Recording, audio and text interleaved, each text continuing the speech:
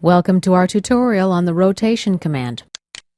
Let's start by activating the rotation command. We again get the same warning/question that CATIA prompted us with in the previous tutorial on translation.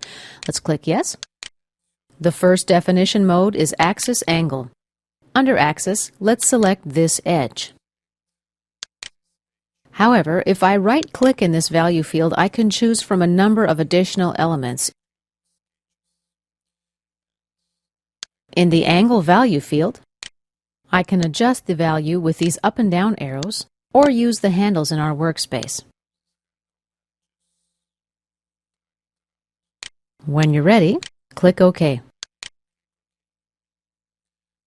Let's double-click on our rotation and explore the second option, Axis 2 Elements. Let's leave our axis the same. For the first element, we'll select this face. The second element, this face. We have a preview, and let's click OK. Let's explore our third option, 3 points. Now we select our first,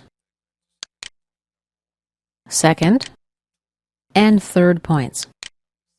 Here's our preview. Basically, we see that the rotation happens around this point, and the axis is the line normal to the plane that goes through all 3 points.